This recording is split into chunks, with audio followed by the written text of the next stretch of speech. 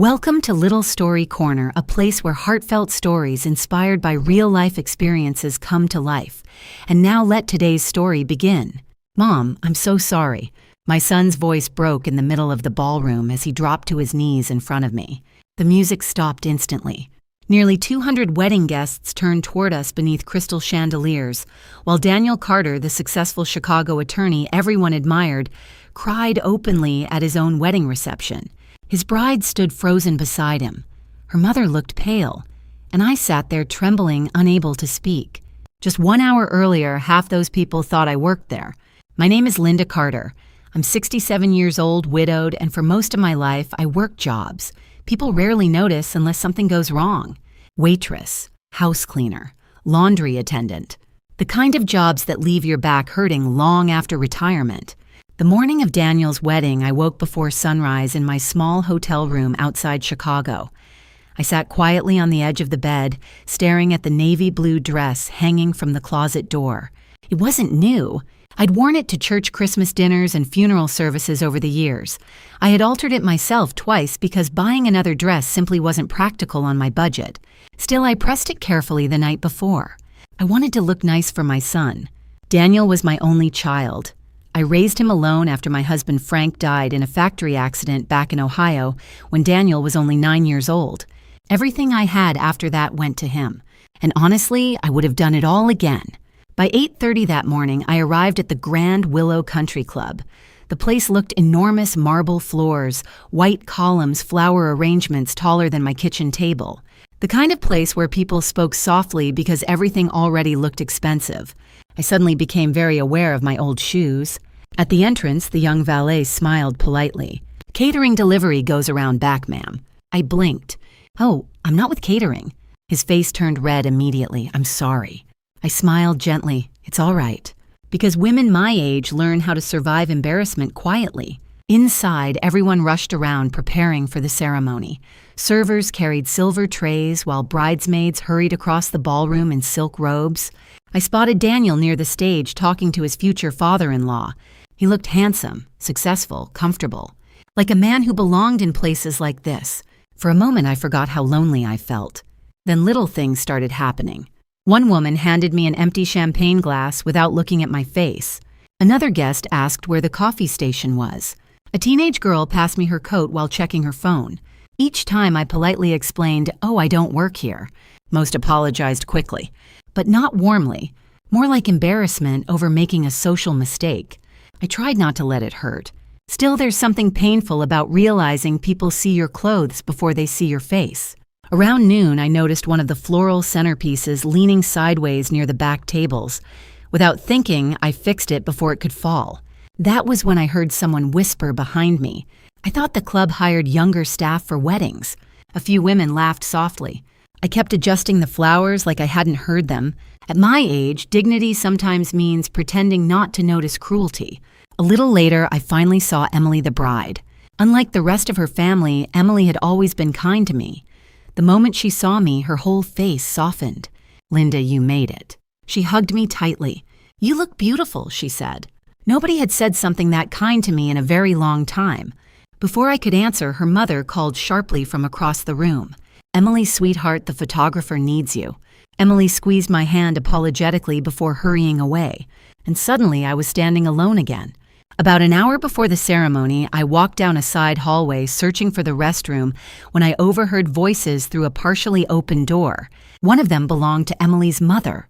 Elegant voice, calm, controlled. She sighed quietly and said, "I still don't understand why Daniel let his mother wander around here all day." Another woman chuckled softly. Then came the sentence I still remember word for word. "Well, people probably think she's part of the staff anyway." The women laughed quietly together, and I just stood there in that hallway holding my purse against my chest. Not angry, just deeply sad, because after all the years I spent working double shifts, after every sacrifice, after every night I went hungry so my son wouldn't have to, I suddenly felt smaller than I ever had in my life. After overhearing those women in the hallway, I locked myself inside the restroom for several minutes, just trying to steady my breathing. I told myself not to cry.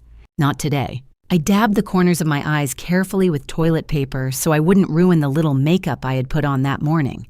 At 67 years old, you learn something important about pain. Sometimes surviving it quietly becomes a habit. When I finally walked back into the ballroom, the ceremony guests had already started arriving.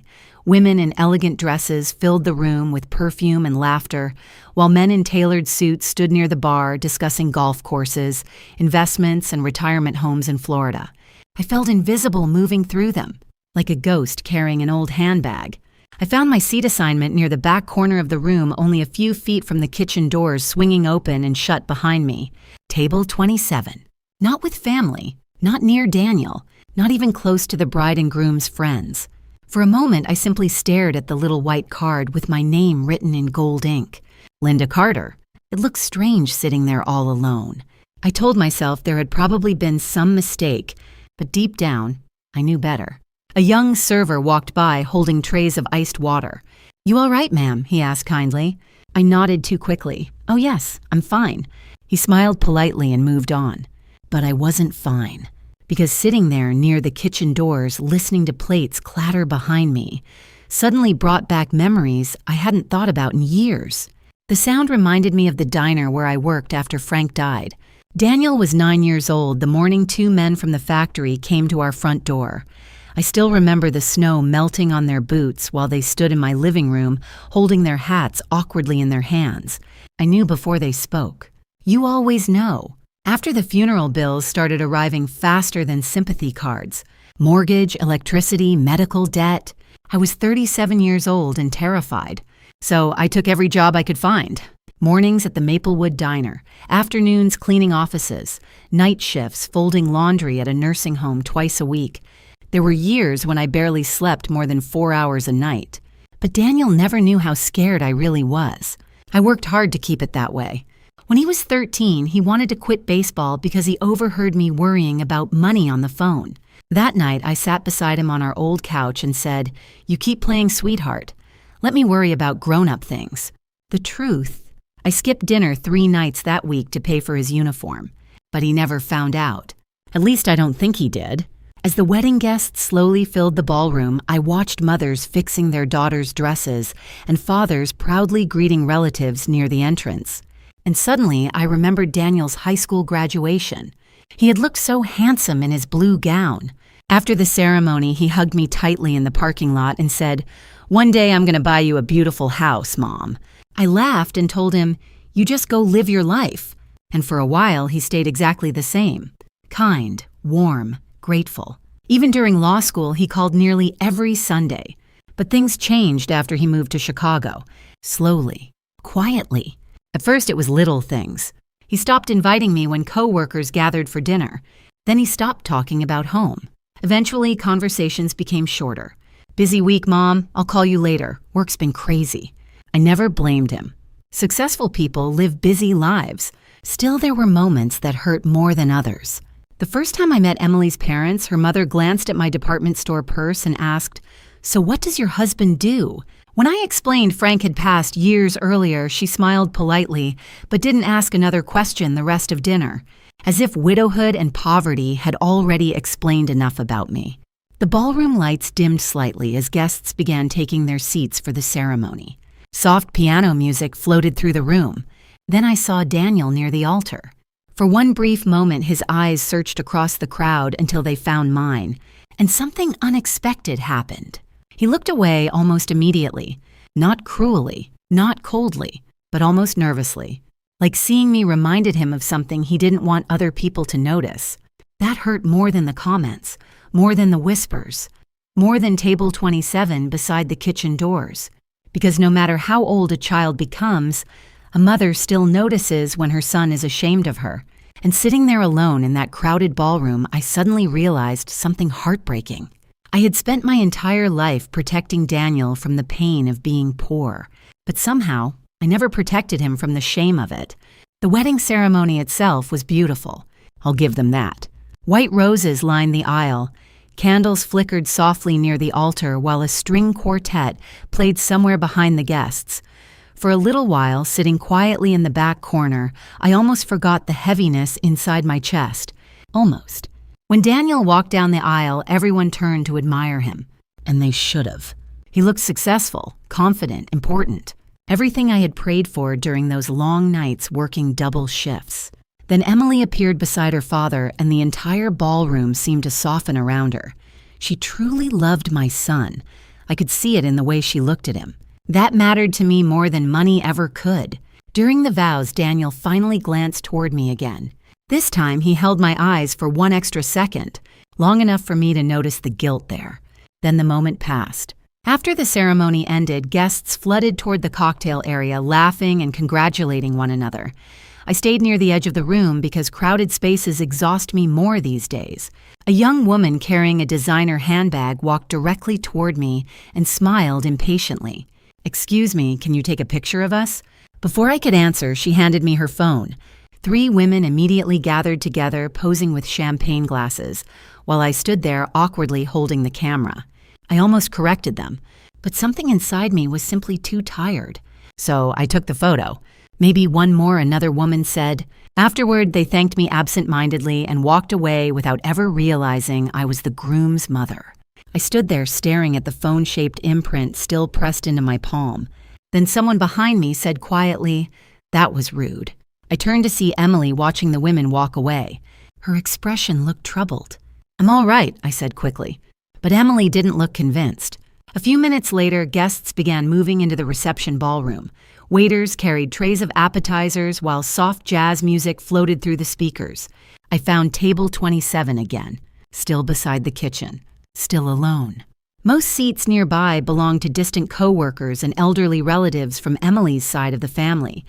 Nobody seemed unfriendly exactly, just uninterested. Across the ballroom, I could see Daniel seated at the large family table near the dance floor beside Emily and her parents. That was when the ache inside me returned. Not because I needed attention, but because somewhere deep inside I had still hoped my son would want me close to him today. An older man seated across from me unfolded his napkin and smiled kindly. "You with the bride's side or groom's side?" "Groom's," I answered softly. "Oh, nice," he said. "How do you know the family?" For half a second, I honestly thought he was joking. Then I realized he truly didn't know. "I'm Daniel's mother." The poor man nearly dropped his fork. "Oh, dear Lord," he whispered. "I am so sorry." I forced a small laugh to ease his embarrassment. "It's all right."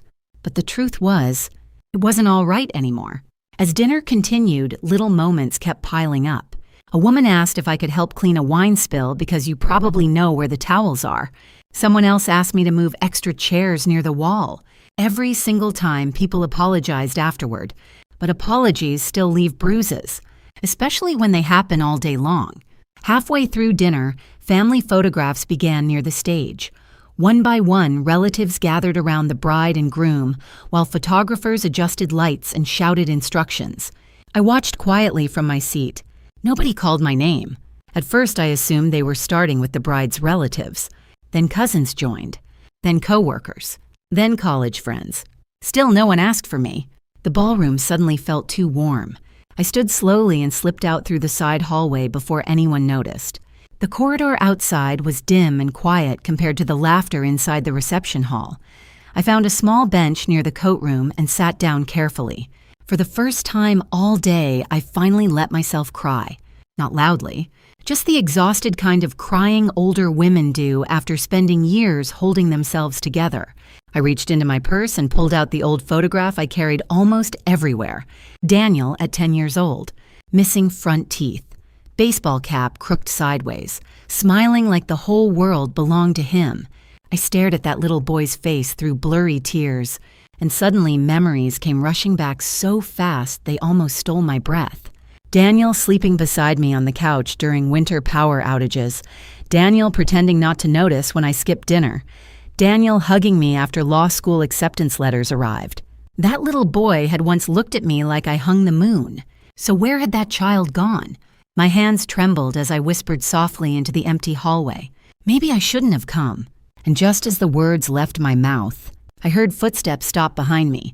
I quickly wiped my tears and tried to tuck the photograph back into my purse before whoever stood behind me could notice.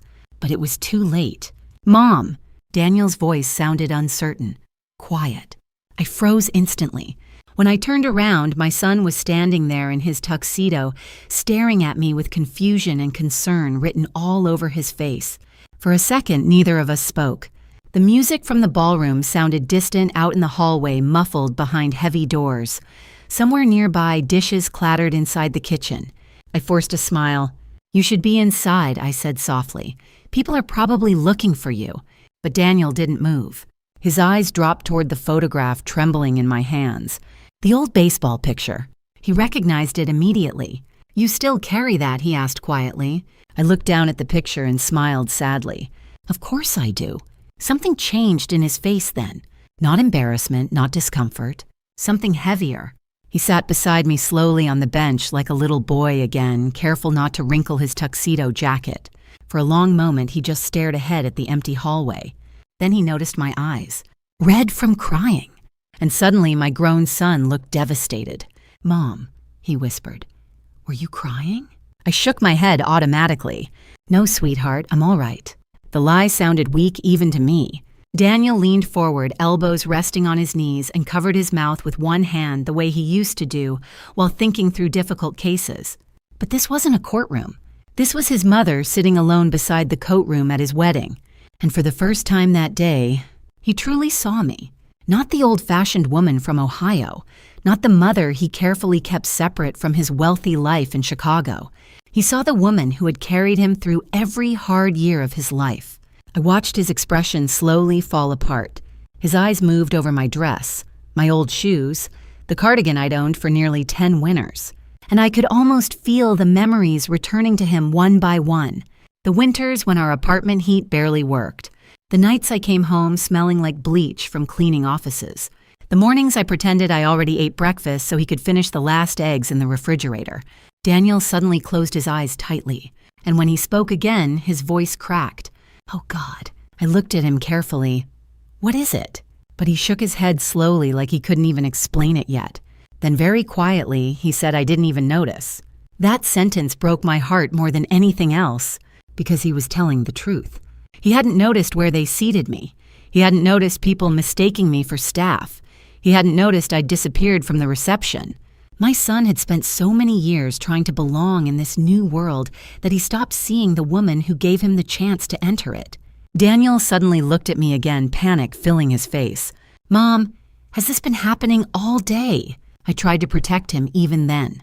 "It's all right," I whispered. "People just made mistakes." But he already knew. I could see it in his eyes. All those little moments he ignored throughout the day were now returning to him at once. The valet, the champagne glass, the distant seating table, the missing family photos, every single thing. Daniel lowered his head into his hands, and to my surprise, my successful, composed son began crying quietly beside me in that empty hallway. "I'm sorry," he whispered. "I'm so sorry." I immediately reached for his hand. "Danielle, no." "Yes," he interrupted, tears filling his eyes. "Yes, Mom, I should have seen it." His breathing shook unevenly now. "I spent so many years trying to make people respect me," he said. "Trying to fit into this world." He glanced toward the ballroom doors. That somewhere along the way I started acting like where I came from was something to hide. I felt tears rising in my own eyes again, because beneath all his success, he suddenly sounded like my little boy. Daniel laughed bitterly through tears. "Do you remember my first winter formal in high school?" I nodded slowly. "You worked extra shifts for a month to rent me that tux." I smiled faintly. "You looked very handsome." "I knew you skipped meals," he whispered. I stared at him in shock. For years, I truly believed he never knew. Daniel shook his head slowly. "I always knew, Mom." The hallway fell silent between us. Then he looked at me with a kind of shame so deep it almost frightened me. And today, he whispered, "I let people treat you like you didn't belong here." Before I could answer, someone opened the ballroom doors slightly. "Daniel," a voice called, "they're ready for speeches." My son stood slowly, but instead of walking back immediately, he turned toward me again, and I saw something in his face I hadn't seen in years. Clarity. Like a man finally understanding the cost of his own silence. Then he reached down and gently took my hand. "Come with me, Mom." When Daniel led me back toward the ballroom, my legs felt weak beneath me. The closer we got to the reception hall, the louder the music and conversations became again. Guests were laughing, glasses, clinking waiters, moving between tables, carrying dessert plates. Nobody knew what had just happened in that hallway. Nobody knew my son had been crying beside the coat room only moments earlier. As we entered the ballroom, several people turned toward us briefly before returning to their conversations. Daniel still hadn't let go of my hand. That alone felt unusual. For years, affection between us had become polite, careful, like we were both trying not to ask for too much from each other. But now his grip felt different. Firm, protective, almost afraid I might disappear again. The wedding coordinator approached him quickly. "Daniel, we're ready for the speeches." He nodded silently. I tried to slip my hand away gently. "You should go," I whispered. "This is your night." But Daniel looked at me with red eyes and quietly said, "No, Mom, this is yours too." Something in my chest broke when he said that. The ballroom lights dimmed slightly as guests settled into their seats. Emily stood near the stage, smiling nervously while her father adjusted his suit jacket beside her. I returned to table 27 automatically, but before I could sit down, Daniel stopped me. Not there. He pulled out the empty chair beside the head table, right beside him. The entire room seemed to notice at once. I could feel people looking at me while I sat down, carefully embarrassed by the sudden attention. Emily reached for my hand under the table and squeezed it gently. Then the speeches began. Emily's father stood first, tall, confident, perfectly polished. He gave the kind of speech wealthy men often give at weddings, stories about success opportunities, family reputation, and bright futures. Everyone laughed in the right places. Everyone applauded politely. Then Daniel stood up. The ballroom immediately quieted. My son unfolded a sheet of paper from his jacket pocket and stared at it for several long seconds. I assumed he was nervous, but then he slowly folded the paper back up and slipped it away. A strange silence settled across the room. Daniel looked around the ballroom slowly before speaking. "When I was 9 years old," he began quietly, "my father died in a factory accident outside Toledo." The room became still. My mother was 37 years old, and overnight she became both parents. I felt my throat tighten immediately. Daniel's voice shook slightly as he continued. "She worked mornings at a diner, cleaned offices in the afternoon, folded laundry at a nursing home during night shifts. Guests were no longer eating. No one moved. She wore the same winter coat for nearly 10 years because buying me a new baseball glove mattered more." I lowered my eyes to my lap. Across the ballroom, I noticed Emily's mother slowly losing color in her face. Daniel swallowed hard. When I got accepted into law school, I thought scholarships covered everything. Years later, I found out my mother sold her wedding ring to help pay my tuition. A few people gasped softly, and suddenly all I wanted was for him to stop before he humiliated himself any further. But Daniel kept going. 12 hours ago, I planned to stand here tonight and give a completely different speech. His eyes moved slowly across the ballroom. But today, I watched people mistake my mother for hotel staff. The silence turned unbearable. I saw several guests immediately look down at their plates. One woman near the dance floor covered her mouth in embarrassment. Daniel's voice cracked completely now. "And the worst part," he whispered, "is that I noticed it happening." Tears burned behind my eyes, but I stayed quiet. Nobody in that ballroom could even breathe, because deep down, they all understood the same thing at once. Silence can wound people too. Daniel looked directly at me then, and I saw the little boy I raised standing there beneath the expensive tuxedo and ballroom lights. Not the lawyer, not the successful man, just my son. "I spent so many years trying to fit into rooms like this," he said softly, "that somewhere along the way I started acting ashamed of where I came from." Emily was crying openly now. So was I. Daniel stepped down from the stage slowly. Then he walked across the ballroom toward me while 200 guests watched in complete silence. When he reached my chair, my son dropped to his knees, right there in the middle of his wedding reception. "Mom," he cried, holding both my hands tightly, "I'm so sorry." The entire ballroom froze. "You spent your whole life making sure I never felt ashamed of being poor," he whispered through tears. "And today I made you feel ashamed of yourself." I shook my head immediately, crying too hard to speak. But Daniel held on tighter. "No," he said, "please let me say this." His shoulders trembled. "You belonged here before anyone else did, because everything I am started with you." Several guests were openly crying now. Even Emily's father had lowered his eyes toward the table. Then Daniel looked around the ballroom one final time and said the words nobody there would ever forget. "That's not the maid." He squeezed my hands gently. "That's my mother." For several seconds after Daniel spoke, nobody in the ballroom moved. The entire room sat in stunned silence beneath the chandeliers, while my son remained on his knees in front of me crying like his heart had finally cracked open after years of holding too much inside. I could barely breathe myself, not because I felt embarrassed, but because somewhere deep inside me, something painful had finally loosened.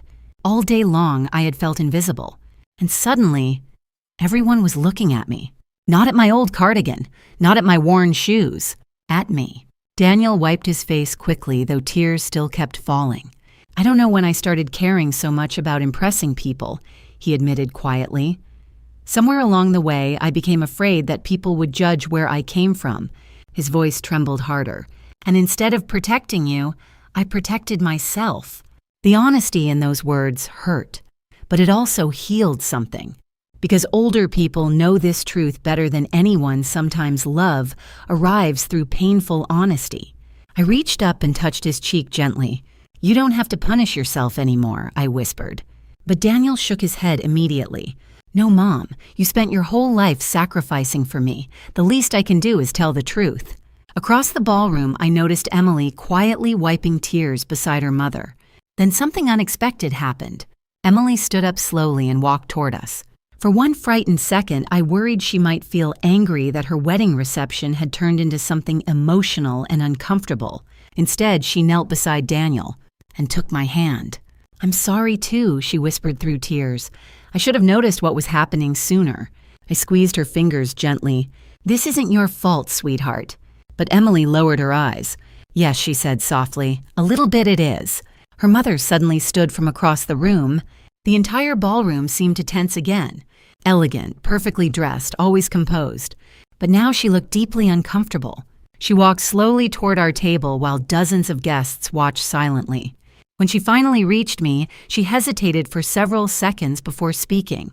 "Linda," she began quietly, "I owe you an apology." I immediately shook my head, trying to spare her embarrassment. But she continued anyway. "I judged you before I ever truly knew you." Her voice faltered slightly. "And today I realized something very humbling." The ballroom remained completely silent. She glanced toward Daniel. "You raised a man capable of admitting when he's wrong. That says far more about character than money ever could." I could tell how difficult it was for her to say those words publicly. And strangely enough, that made me respect her more. Because humility is never easy at any age. Emily's father approached next, awkwardly clearing his throat. I think he said carefully, "A lot of us forgot what sacrifice actually looks like."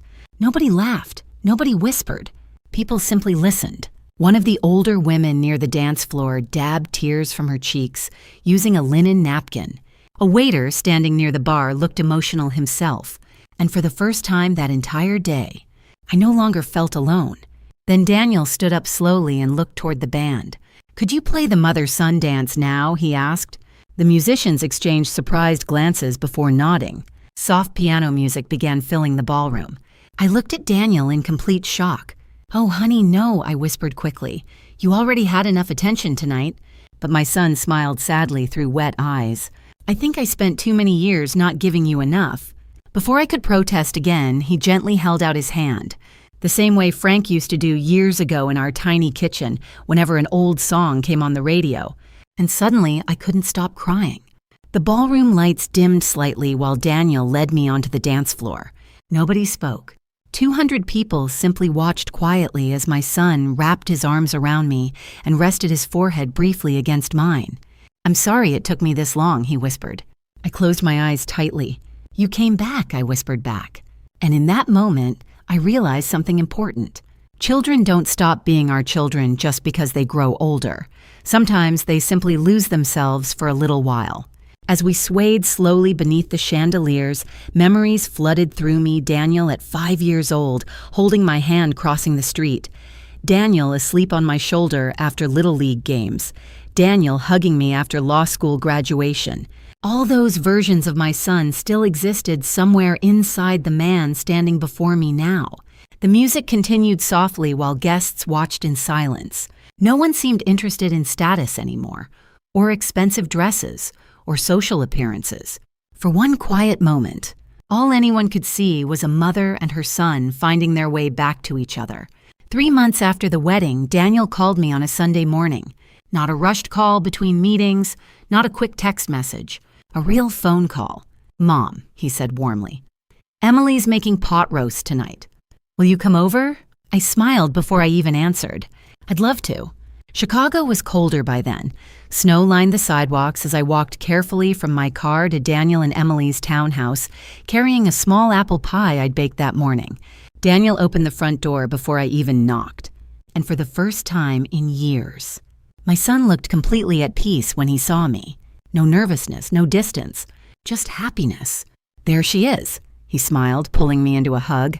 Inside the house smelled like garlic onions and fresh bread. Emily appeared from the kitchen wearing socks and an oversized sweater instead of the polished perfection I usually saw at formal family dinners. "Linda," she said brightly, "good you're here. Daniel's trying to ruin my gravy." I heard that Daniel called from the stove. I laughed harder than I had in a long time.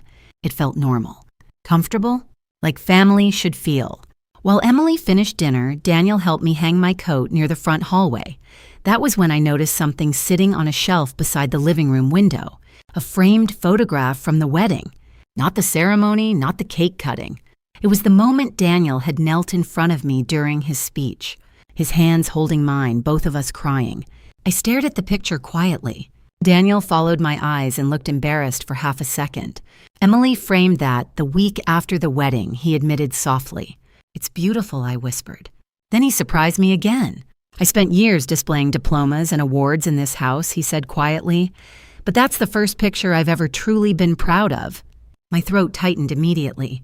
Older women remember moments like that forever. At dinner, things felt different than they once had.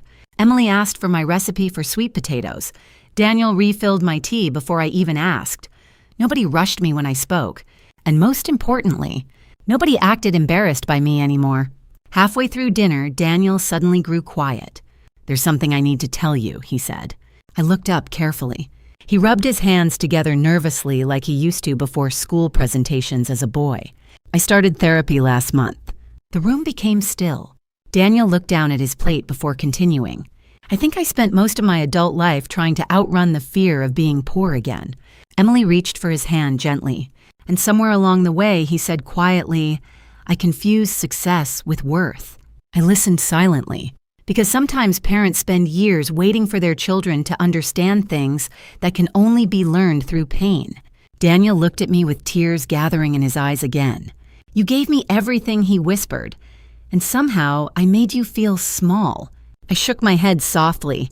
"No," I said, "life made you scared. There's a difference." He looked stunned by that answer. But it was true. Fear changes people, especially the fear of returning to hardship after escaping it. After dinner, snow began falling outside the windows in slow, quiet flakes. Emily washed dishes while Daniel and I sat together in the living room. For a while, neither of us spoke. Then he finally asked the question I think had been sitting in his heart ever since the wedding.